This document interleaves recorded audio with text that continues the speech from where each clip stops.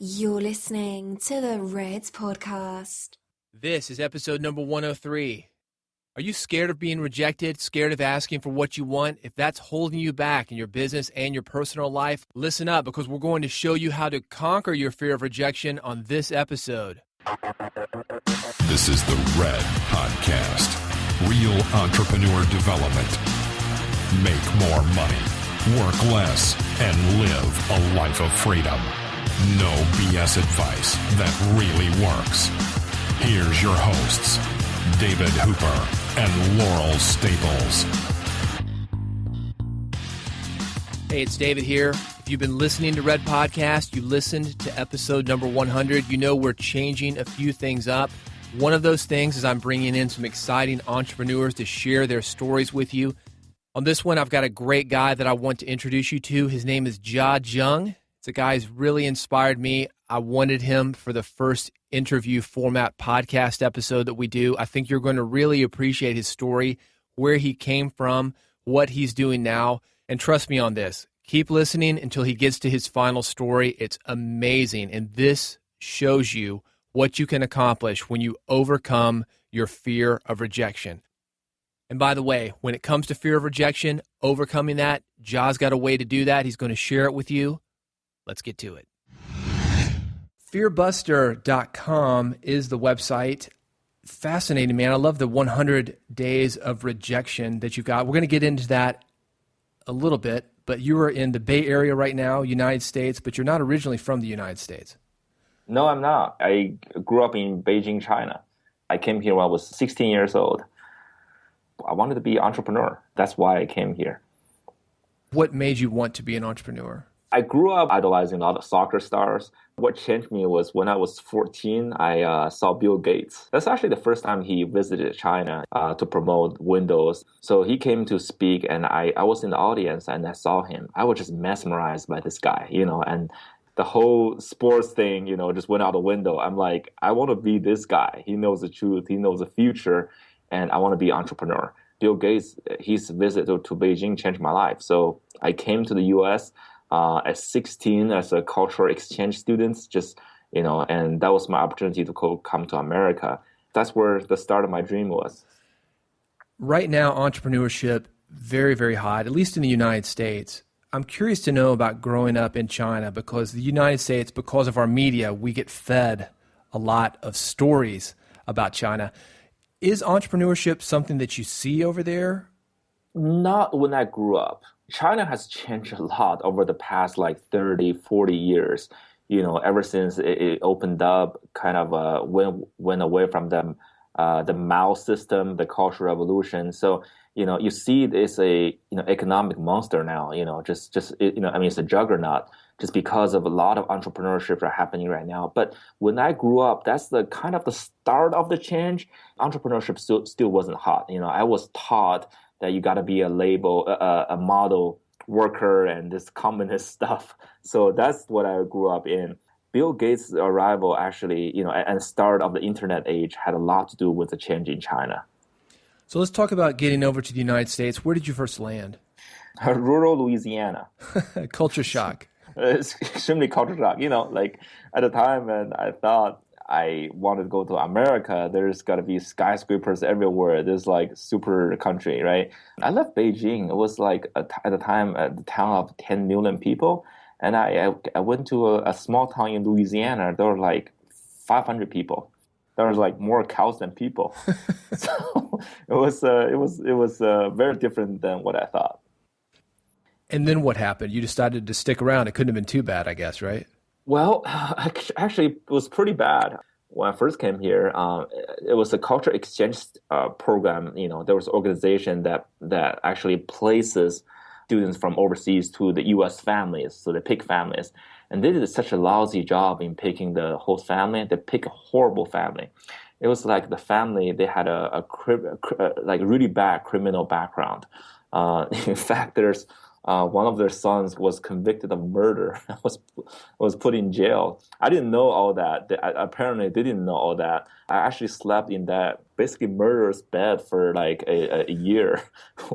It was nuts. And then right after I got here, they stole all my money. So they took me to bank and, just deposited my money. And the next day they took it out.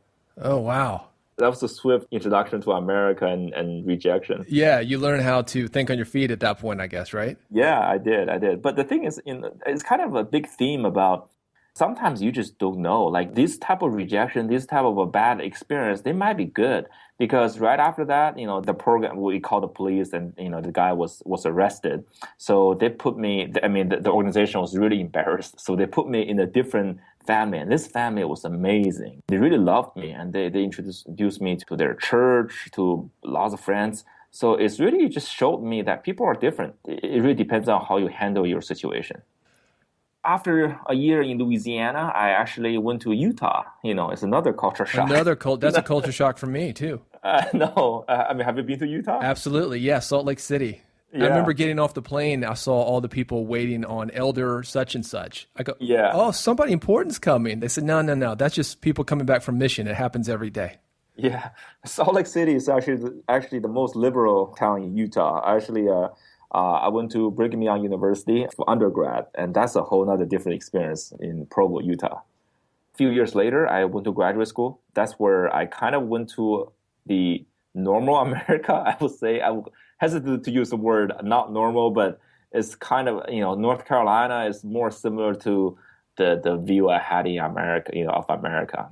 You came to the United States, you've seen Deep South culture, you've seen Mormon culture, you've seen what we'll call the South, East Coast culture. Right.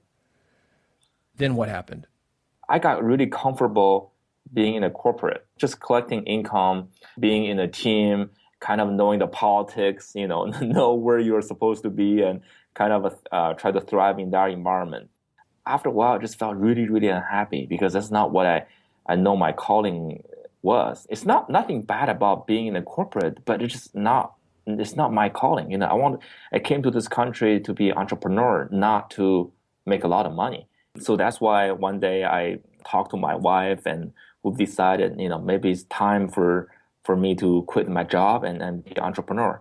And there's also the time when my son was about to be born. I think my son's birth was kind of the catalyst for my entrepreneur journey because I knew if I became a father and still stay in the corporate, I will probably stay there forever. Maybe I'll find another job, another company, but it's tough to quit and step out when you're a father. So you quit 4 days before your son was born. Yes. And I know that everybody who's ever quit a job wonders about timing, and there's never a good time to do it. But to me, 4 days before your son was born is maybe the worst time. Talk about what you were feeling when you finally pulled the trigger and decided to quit. There are two parts. Part of me was extremely, it felt free, right? Because after all these years, this resentment for myself and for my situation built up. And also all the excuses started to build up, right? So, I couldn't be an entrepreneur because I got to provide for the family. I got a good job. But now those excuses are gone. Part of me felt free to do what I've always wanted to do. But another part felt I was scared as hell. I had no excuse. And I made this decision that people would think you're crazy to do this with this timing. And then there's the pressure of family and friends who are seeing me doing this, who thought I was crazy, especially my in-laws. Yeah, they're asking the same question I'm asking, right? 4 days before your son is born. Yeah. It's not despite of the 4 days at the time. It's actually because of the timing. In a way, I thank my son. His birth inspired me to finally take the step. Yeah, from a family planning perspective, from a monetary standpoint, that's the worst timing. And had you already set up this company, or was it something that you just set up the day you quit? I set it up about a few months earlier, but I wasn't doing a whole lot with it. I felt, there are a lot of people are saying, don't quit your job. You can kind of do this halfway, just keep your daytime job and do this at night. I couldn't. Each person is different. In my situation, I just couldn't. I had to focus. I knew if I wasn't focused and giving my 100%, I wasn't going to do it. That's why I quit and I started focusing fully on this business. So being in Austin, Texas a lot, used to go there all the time for South by Southwest, music business work down there. Great town. I know there are a lot of tech startups. Were you involved in that world where you were looking for funding? Yeah, I was. I started networking. I went to, I'm not sure you know this, it's called the Capital Factory, co-work space in Austin. That's probably the most well-known now by this guy. His name is Joshua Bear. So I went to this co-work space. I started networking with people, started talking to these mentors, and some of them could be potential investors. A lot of rejection, though, when you're asking for money. Almost all rejection. I wouldn't say a lot of rejection. I mean, I thought it was a pretty cool idea. I formed a team, but talking to them, sometimes at the beginning, I'm like, how can you not believe me? I'm the one who give up a lot, who's put everything on the line for this. And I have a pretty good education. I'm pretty smart if you talk to me. I have a pretty good team. How can you not like my idea? But after a while, I'm just like, you started having this period of doubt. I mean, all these people are smart. If they reject you, or is that because your idea is really dumb or not feasible for market? So you started doubting yourself after a while. Yeah, like they know something that you don't know. Yeah. They were successful. So supposedly successful people can give advices that are like, really good advices. They know everything you don't. So that's why they are your mentors / advisors. I remember once I talked to this guy, he was just there berating my idea. Cuss were flying left and right, talking about how stupid it was. Why am I wasting my time? I just felt afterward, it's like, I'm not sure it was good to talk to him or not good to talk to him, because it takes a lot to actually keep your spirit up after you hear that type of rejection. Is that what gave you the idea for rejection therapy, going in and intentionally trying to be rejected and hope that you would be more comfortable with it? Yeah, it's not that specific instance, but it's almost like almost like a collection of my experience of rejection experience, then top it off by one person said no to me. And that was, I felt, I have another investor rejected me. And that's like, I felt maybe this is it. Maybe this is not my thing. Maybe this is not a good idea. So that's when I want to quit. And then just like my wife told me, how can you quit? That's where she was this coach and a cheerleader, but also in that moment, she was kicking my butt. She was like, you can't quit. So that's in that instance, I realized that, getting over the rejection, getting over the fear of rejection, and not giving up is actually more important than anything, than all the advices I was seeking, than even the money I was seeking. I need to be better myself, mentally. So that's when I started this idea of doing 100 days of rejection. 100 days of rejection is just what it sounds like. For 100 days, you go out and intentionally get rejected. Yeah, absolutely. It's based on a game that's already on the internet. It's designed by this guy. His name is Jason Comley. He is a Canadian guy. We're kind of friends right now. He invented this idea of you go out and seek rejection, and you have to get a rejection to win this game. I really love the concept, and I thought, I'm going to put my own spin on this concept. I want to start a video blog just for me going out there to get rejected, and I would wear an iPhone on my neck and record this whole experience from the first person point of view, someone rejecting me. So that was the whole idea. So 100 days, that's a lot of different ways to get rejected. How did you come up with the ideas? Was it from the rejection therapy game? I just made things up. I was like, if I want to do this, I'm going to have some fun, right? And as an entrepreneur, I kind of have this kind of anti-authority feeling. I don't like someone telling me what to do every day. I want to put my own spin and come up with my own idea. Every day I came up with one idea to get rejected. So I'm curious to know if there are any rules for the task that you had to do. For example, I could go and get rejected, but if I don't have any skin in the game, the sting doesn't hurt as much. Were there rules for the task that you had to put yourself through? There are a few rules. One is it has to be something I want to do. For example, if I go out and ask people, hey, can you reject me from drinking bio or something like that? There's nothing. I mean, there's nothing there. It's something that I want to do, but also could cause me, embarrassment if I get rejected. And also, it cannot defy physical laws. I can't ask people to, hey, let's fly out the window with me or something like that. I'll surely get rejected, but it doesn't make any sense either. So something cool, something I want to do and doesn't defy physical law. And in the end, I don't want to break any legal / moral bounds. Like, I mean, when you think about rejection, and the first thing a lot of people are suggesting is, hey, go out and ask a hot girl out. But at the time, I was already married and very happy married, and I still am. So I wouldn't do that. So these are the few rules I set for myself. List a couple more of these things that you went through. For example, because you were married, instead of asking women out, I love the video that you've got on your site on fearbuster.com. You said, I'm going to pick, I think it was the 8th woman that comes out of this Whole Foods, and I'm going to ask her to have dinner with me and my wife. Yeah. So because I feel the whole thing wouldn't be complete if I don't ask a woman out, right? But I wouldn't ask a woman out on a date. So I'm going to say, let's go out with both me and my wife and let's have dinner and chat about life. And that was, maybe equally, scary. That could be equally creepy as well. Maybe she thinks you're a swinger or something. I know a lot of people are saying you just sound like a swinger, but that wasn't my intention. I was just like, let's go to KFC or something. Well, you had a video that a lot of people will have seen where you walked into a Krispy Kreme. Tell that story. Yeah, it was day 3. Let me quickly talk about the first 2 days. Just the first day I asked a stranger to borrow $100. I got a no. And the second day I went to a burger joint and asked for a burger refill instead of a drink refill. I got a no. So I thought, okay, great. This is going great. It wasn't too bad. Then on third day, I went into a Krispy Kreme. I wanted to have them make me donuts that are interlinked and it looked like Olympic rings. So basically like super modified and special donuts. And there's no way they're going to say yes to me. So I even prepared some jokes. Are you like an Apple of making donuts? Can't you do anything? Like some stupid jokes I was prepared. But so when I went into that shop and asked that person, and she took it extremely seriously. And she was like, okay, what does it look like? What's the color? And how do they connect them? And I was just there like, really? Is she really going to do this? So I was just playing along. I was like, okay, it probably looked like, what's the color? So she started Googling the color. And then she gave me this look of the Olympic champion, It's like, yeah, let me see what I can do.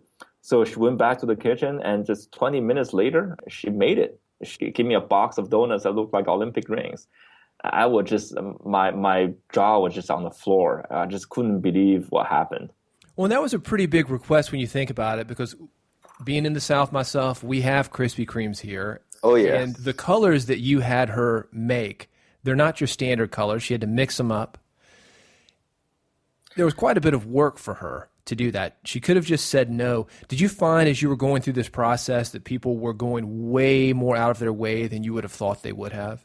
Absolutely, especially in her case, because, my goal to start off this journey, was to just get a no, get rejected and get used to it, toughen myself up and get a thicker skin. That was my goal.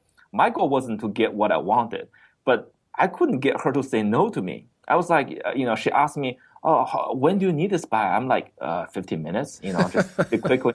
And she was like, okay, this is going to be tough because you're going to have to use the proofer and make sure they level out. They don't disintegrate. Or she was educating me on donuts making. I'm like, just say no already. But then later on, I saw how serious she was. I was just so touched because this is a woman who was like working on an hourly shift and who's probably not making a whole lot of money working for Krispy Kreme. She took her job so seriously. All she wanted was to fulfill my wish. She didn't know I was asking for a no. She thought I was just really wanted it. And she tried so hard to make it happen. And she did. And in the end, she didn't even charge me money. She told me this one was on me. And in that moment, I was just floored. Yeah, it brings a tear to my eye when I watch it, because this is a woman that she doesn't know she's being videotaped, certainly didn't know that it was going to go on YouTube and have millions of people viewing it or talking about it. It's an amazing story. It is.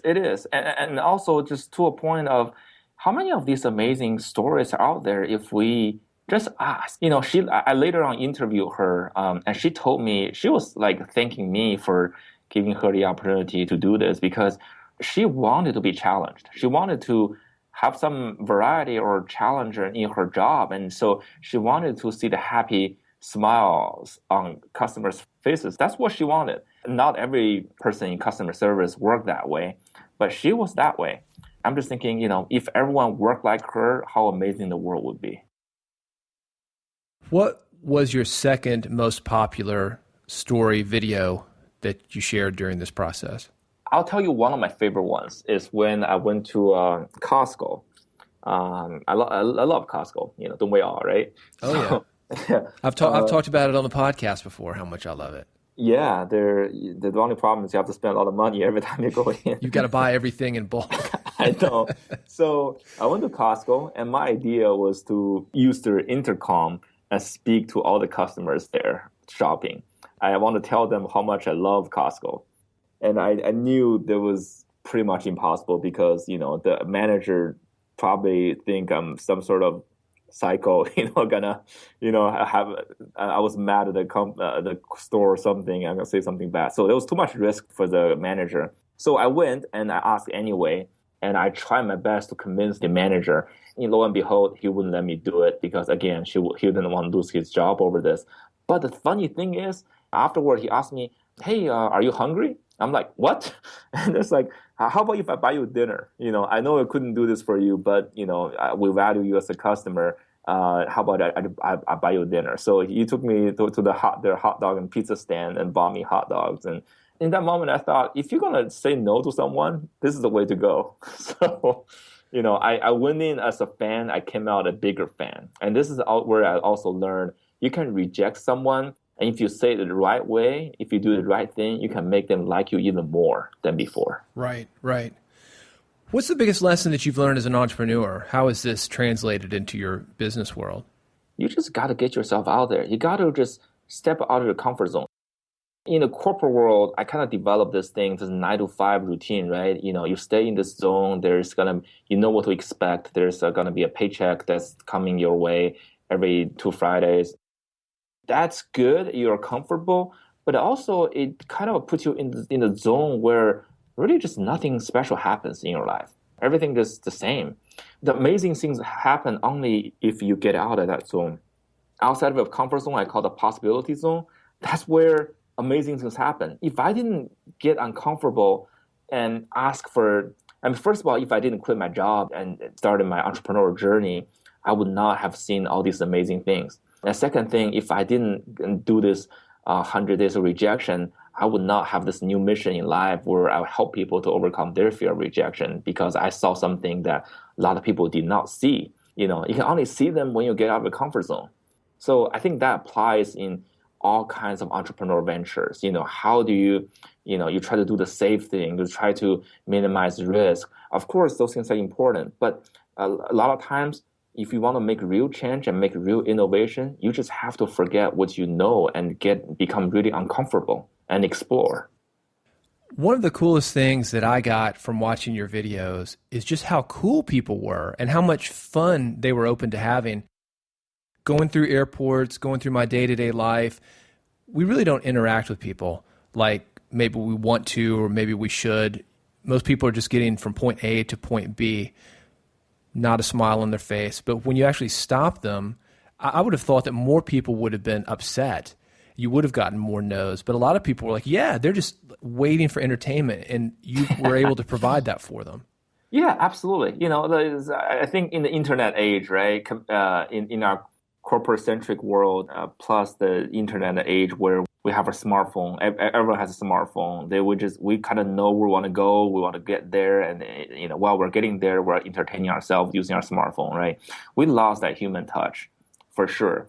But sometimes if you get out of your comfort zone, if you initiate that contact and do it more fearlessly, don't do it in a very awkward way, but do it in a very authentic way and fearless way.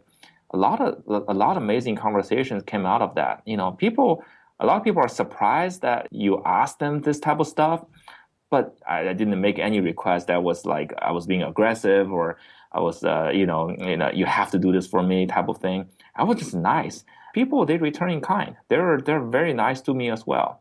So this is what I learned as well. Just ask and do it nicely, and more than likely you will get kind replies. And a lot of times, friendship happen that way. Sometimes, real genuine conversation happen that way.